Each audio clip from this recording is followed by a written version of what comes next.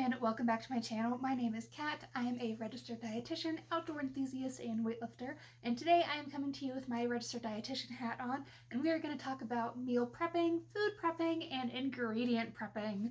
Let's go.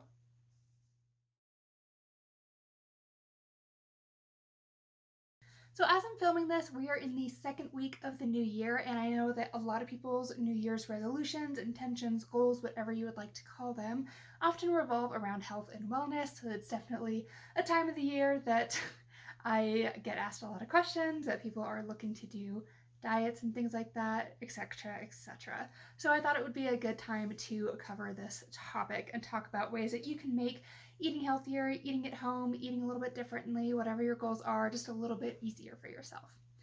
So one thing that most people know about is meal prepping, and that is something that is really big that a lot of people do when they are trying to eat healthier, if they are trying to lose weight, whatever your goal is. Meal prepping is a big one, but there's also food prepping and what I call ingredient prepping that I think are also incredibly useful tools that aren't as commonly talked about. So I wanted to talk about them. So if you didn't know what they were, now you'll know, and you can potentially use them to make your life a little bit easier. So first off, meal prepping. Again, most people know what this is, but let's cover it just so that we're on the same page. Meal prepping is when you make the whole meal, you put a single serve portion into your little container ready to go, and you put that in the fridge, and you have your food ready to go. You just have to reheat it, and that's the whole meal, right? This can be super convenient because it's already portioned out for you. It already has, your main and your sides and whatever. So you literally just pop it in the microwave and reheat it and you're done. It's all good to go. So pros and cons of this. Pros, again, it's very convenient. It's almost like DIYing freezer meals. You just make the meal yourself and stick it in the freezer yourself. So it can be super convenient after you've made it. But one of the cons is that upfront time cost can be a little bit higher than for some of these other methods.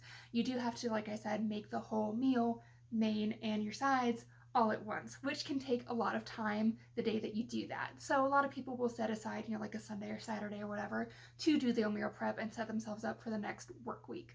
That's a really common thing for people to do. So if you have the time to set aside like half a day, half a Sunday, for example, to make all this food, then great, this method can work really well for you. But one thing that people run into a lot of times is that it can be just a lot to make all that food all at once. And it can be kind of irritating if you're like, oh, I want to pan fry this chicken, but I also want to make fried rice and I only have the one frying pan. So you might have to do some logistics and some planning to see, what dishes am I going to use, like literal like pots and pans kind of dishes. What dishes am I going to use? What is my order of operations going to be? Can I have multiple things cooking at once to save myself some time, or am I going to need to do it one by one because I'm going to be using the same piece of equipment to cook different parts of this meal? So the time cost up front is definitely the highest for meal prepping, but the convenience is maximal, right? Like the time that you actually use it is like the shortest, quickest one of these. Since you're cooking at home, you control exactly what goes into your food. So if you're like, I like soups, but I don't like mushrooms, you make yourself soup without any kind of mushrooms. You can pick whatever your preference is, whatever you want. You can make sure that it's low sodium if you want. You can make sure it's high fiber if you want. You control exactly what is going into your food so that you know what's in there and you know that you're eating in a way that lines up with whatever your goals are. That's definitely a big pro of cooking for yourself in general. But then again, for meal prepping, it's ready to go for you so that it's always like that, or at least like that for at least one meal a day. If you stick these in the freezer, they can last even longer, or if you're just worried about, the ones at the end of the week growing something, they probably won't. But if you want to be on the safe side, you can always stick them in the freezer and they can last for a very long time that way, especially if they're sealed up in a container really well, and they probably won't even get freezer burn. So they can last for a good long while. Like I said, it's pretty much DIYing freezer meals for yourself, except again, you're controlling what goes in there. Some of the other cons, though, is that not all foods reheat very well. So that, sometimes you're like, oh, like this rice is hella dry because I microwaved it and now it's just all the water evaporated off of it. And now I just have this like kind of dry rice that I'm not super stoked about. It didn't reheat very well. Or especially like meats that are breaded. So if you had like a breaded fish fillet or something that you had baked and then put into a meal prep container, they really don't reheat very well. Anything that would normally be like crunchy, crispy, when it's fresh out of the oven is not going to reheat that way. unless you are taking it like out of a plastic container, or if you just put it in glass to begin with, whatever, unless you're reheating it in an oven with like a broil setting or something like that, a lot of times the food just isn't going to reheat the same way. So you might need to be mindful about what kinds of things you're prepping to make sure that it reheats well. There are definitely some ways around this, like adding a little bit of extra water to things like rice so that when it does dry out a little in the microwave, that extra water that was that like buffer is gone, but now there's like a normal amount of hydration in that rice. So you can definitely do some things to make things reheat a little bit better, but maybe you are a huge fan of those crispy foods, you know, like I said, breaded chicken, breaded fish, whatever. Maybe that's one of your favorite things and that's what you would want to prep, but it's just not going to reheat the same way. Then this method just might not work for you because the types of foods that you eat don't reheat very well. One of the other cons is that people can get really sick and tired of eating the same meal day after day after day after day. I am one of these people. I get really, really sick of eating the same thing on like day 3 and 4. I like don't even want to look at it anymore. And then that's when food can either go to waste or you just stick it in the freezer and it can take you a really long time to get back around to it. And while it's sitting in the freezer, it's taking up one of your meal prep containers that maybe you kind of want to use for your next week's meal prep. So a way around this is to either cook 2 different meals. So you have like 2 servings of meal A and 2 servings of meal B. So then you could either alternate it or just have a different lunch for the back half of the week. But if you're going to do that, that also makes that upfront time cost even higher because now you're cooking more portions of even more different dishes. So that can be inconvenient for that upfront time cost. But like I said, it does combat that later food boredom. Another way around this is to make dishes that are pretty bland, like pretty plain rice and plain chicken and whatever, and then just change up what kind of condiments or seasonings you're putting on that food throughout the week so that it might be the same food, but it tastes a little bit different. It's flavored a little bit differently. That can definitely help with the food fatigue. So I feel like that pretty much covers meal prepping and some of its pros and cons. And again, this works pretty well for a lot of people, but it might not quite work for you. So let's talk about food prepping instead. So this is prepping bulk amounts of food that you know you eat a lot that's ready to go when you need it, but it's not the whole meal. Hi, Perry. Oh, here's your puppy. So this could be making a big batch of just rice, you know, season it however you want. Maybe it's fried rice, whatever. Just making a big batch of rice. If you know you love rice, you eat it all the time, whatever, and you want that to be your side dish for most of your meals, then you could just make a crap ton of rice, put that in the fridge or freezer, and that's your food prep. And then when it comes time to make dinner or lunch or whatever, you still freshly cook your main or maybe another side or whatever, but you have that rice ready to go. So this can work really well if you like some of those foods that don't reheat particularly well. So again, if you wanted that piece of breaded fish or whatever, then you could stick that in the oven to heat up, but your rice is already cooked and ready to go, so you don't have to worry about that part of it. It's a good way to like supplement, I guess, if you're cooking some parts of your food every day. This can be nice because it, again, can cut down on time in dishes later, especially if you're cooking rice from dry and it's not like minute rice. Rice can take forever to cook when you're cooking it from dry. So this can be really nice so that you're not waiting around for an hour and a half just for your stupid rice to finally cook all the way through. I've definitely done that in the past. So it can be really good for things like that. Cooking like beans from dry, same kind of thing. It can take a really long time if you haven't like pre-soaked them and things like that. So if you just get that done at the beginning of the week and you have that ready to go so that it can pair with the things that are freshly cooked, like maybe you want like a fresh hamburger or something, but again, you want like some beans on the side. Cool, your beans are already cooked and ready to go. You don't have to wait for them to cook.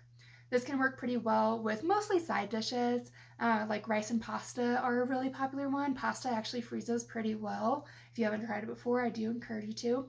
One other thing that can help some of these foods reheat a little better and not get dried out is to put a cup of water in the microwave with it. That helps it from drying out. I learned that trick in college with pizza, leftover pizza.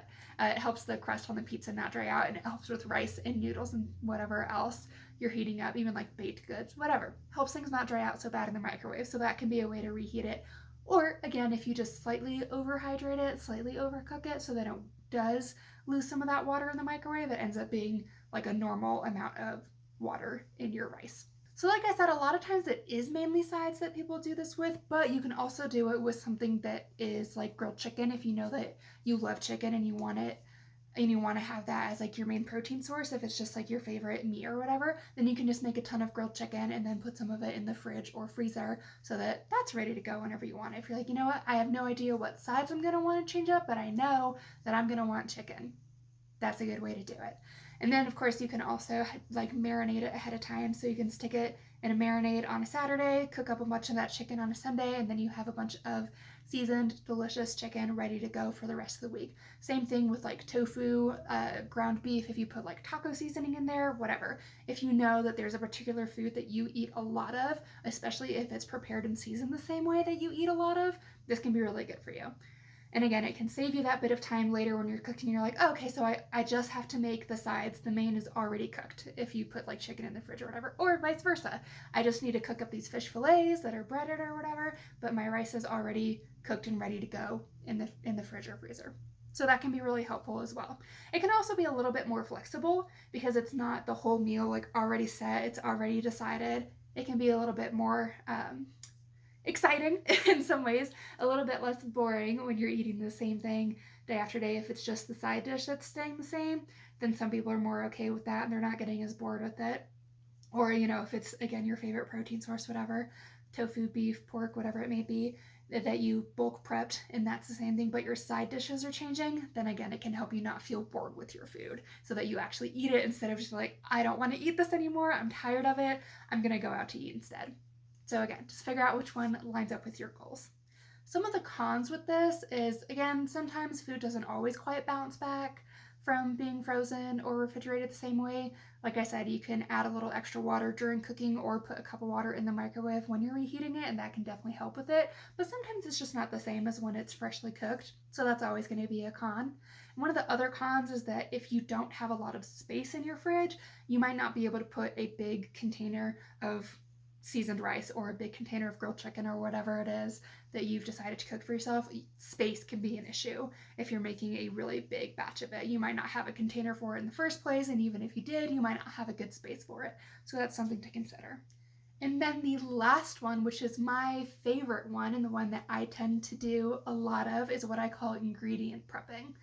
Now, the longest part of making food can often be the prep work, so the chopping, the peeling, whatever, all that kind of stuff can often take most of the time that goes into cooking something. And that's also time that is not passive. Like if something's baking in the oven, you don't have to sit there and watch it bake. But if you need to chop up carrots, you have to sit there and chop up carrots. It's not passive time that you're putting into a meal. So ingredient prepping can really save you that time if you just cut up all your vegetables, put your tofu or your meat or whatever like in a marinade, etc. ahead of time so that when you're ready to cook, you can just pull out this little container of already chopped onions, already chopped carrots, already marinated tofu, whatever it is, and then cook it fresh. This one's really nice because the upfront time cost is the lowest because you're not actually cooking the whole thing, you're just prepping the food. And then when you do go to cook it, it does take more time, but the food is freshly cooked, which I really like sometimes. Yeah, sometimes if you just want that like freshly pan-fried veggies that are like nice and caramelized, it just isn't quite the same when it's reheated. So it can be really nice to have fresh food sometimes, but it's also really nice to have made it a little bit easier for future you if you've already diced the onions, chopped the carrots, and marinated the protein. So that's my favorite one. And again, since you're cooking it fresh, you can cook some of the things that don't necessarily reheat very well. So, you know, if you want things that are like air fried or baked or whatever that have more of that like crunchy texture on the outside, this is a really good way to do it where it's all like ready to go, but not actually cooked yet. So it's still coming fresh out of the oven. It's really good for that. One of the cons is that this too can also take up a lot of space in your fridge if you have all of these little containers of all these chopped up different pieces of produce. It can definitely take up a lot of space in your fridge for that as well. So just another thing to consider. And sometimes prepping the food can shorten its shelf life because especially with things that you are like chopping up, that just increases the surface area that bacteria is potentially growing on. You know, you're touching it while you're chopping it. So maybe, you know, something from some germs from your hands like gone into your food, whatever. And you know, if it's like an onion, then it's not protected by its skin anymore if you already peeled it and chopped it. So it can shorten the shelf life of some of these items. And of course, you could always put, you know, these prepped ingredients into the freezer if you wanted, especially for something like a stir fry. If you're like, okay, like I just have this mix of chopped frozen veggies that are the veggies I like, because I don't like the ones that come from the store. Because I don't know about you, but I don't like water chestnuts or baby corn, which are always in the stir fry mixes, and I don't like them. So you could always make your own and put it in the fridge and then just pop it out, stick it in your frying pan or whatever, and thaw it out that way and freshly cook it up then. Whatever works for you. But again, space. Space is a big one for honestly all of these. If you have a bunch of containers sitting with fully prepped meals, bulk food, bulk prepped ingredients, whatever it is, it takes up space in your fridge. And it can take up more space than just the piece of produce sitting there in its whole state. So yeah, space.